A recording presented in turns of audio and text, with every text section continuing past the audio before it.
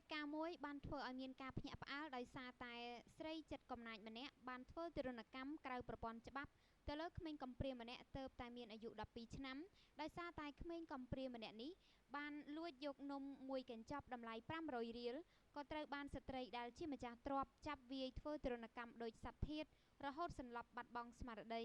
ក្រោយមកក៏ត្រូវបានសមត្ថកិច្ចចាប់ស្ត្រីកំណាចមកអធិការស្រុកស្ទងហេតុការណ៍នេះបានកើតឡើងកាលពីថ្ងៃទី10ខែមិនិនាឆ្នាំ2013ស្ថិតនៅភូមិស្រែក្រសាំងតាមប្រភពព័ត៌មានពីកន្លែងកើតហេតុបានឲ្យដឹងថាមុនពេលកើតហេតុមានក្មេងប្រុសម្នាក់ឈ្មោះសឿនសុផាតភេទប្រុសអាយុ12ឆ្នាំដែលត្រូវបានគេដឹងថាជាក្មេងកំព្រាគ្មានឪពុកម្ដាយត្រូវបានអ្នកភូមិរើសយកមកចិញ្ចឹមលុះដល់ថ្ងៃកើតហេតុក្មេងអភ័ព្វស្រេកឃ្លានខ្លាំងនិងអស់កម្លាំងល្ហិតល្ហៃនិងគ្មានលុយមួយសេននៅក្នុងហោប៉ៅ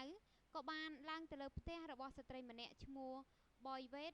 ភេទស្រីអាយុ40ឆ្នាំរស់នៅភូមិស្រែក្រសាំងឃុំពពកស្រុកស្ទងខេត្តកំពង់ធំហើយក៏បានលួចយកនំមួយកញ្ចប់ដែលជានំម្សៅរូបក្តាមដែលមានតម្លៃប្រមាណ500រៀលមកញ៉ាំលុះដល់ថ្ងៃបន្ទាប់ស្ត្រីដែលជាម្ចាស់ទំនិញបានដឹងថាបាត់នំក្តាមមួយកញ្ចប់តូចក៏ខឹងសម្បាយ៉ាងខ្លាំងជាមួយនឹងក្មេងប្រុសដែលមានសតិមិនល្អបានលួចយកនំរបស់គាត់លុះដល់ថ្ងៃទី11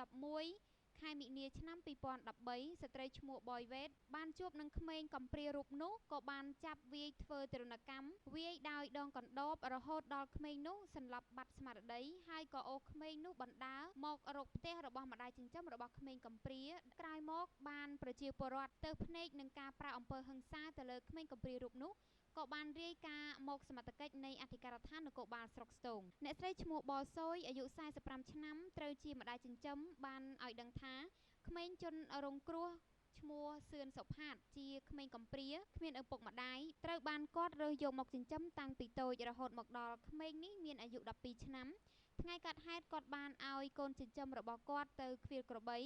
តែត្រូវបានស្ត្រីដែលជាជនដៃដល់ចាប់កូនចិញ្ចឹមរបស់គាត់វាយរហូតស្នាមជាំពេញខ្លួនថែមទាំងសន្លប់បាត់ស្មារតីទៀតផងទើបបានអ្នកជិតខាងរាយការណ៍ទៅប្តឹងសមត្ថកិច្ចដើម្បីចាប់ខ្លួនស្ត្រីចិត្តអប្រិយនេះប្រភពព័ត៌មានពីប្រជាពលរដ្ឋដែលបានឃើញហេតុការណ៍បានរិះគន់ថា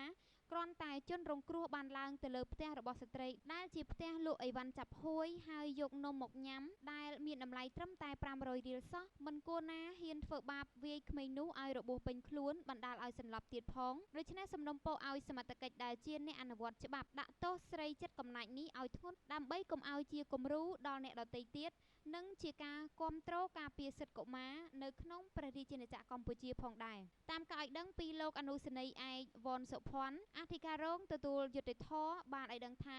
ក្រោយពីបានទទួលព័ត៌មានពីករណីប្រាអំពើហិង្សាទៅលើកុមារខាងលើលោកបានសុំយោបល់ពីឯកឧត្តមសេនីយ៍ត្រីផាន់សុផេងស្នងការនៃស្នងការដ្ឋាននគរបាលខេត្តកំពង់ធំបានបញ្ជាឲ្យដឹកនាំកម្លាំងចុះទៅកន្លែងកាត់ហេតុឃាត់ខ្លួនស្ត្រីដៃដល់នាំខ្លួនមកកាន់អធិការស្រុកស្ទងរហូតមកដល់ពេលនេះស្ត្រីជាជនដៃដល់ក៏ត្រូវបានកសាងសំណុំរឿងបញ្ជូនទៅតុលាការនៅព្រឹកថ្ងៃទី13ខែមិនិនាឆ្នាំ2013នេះ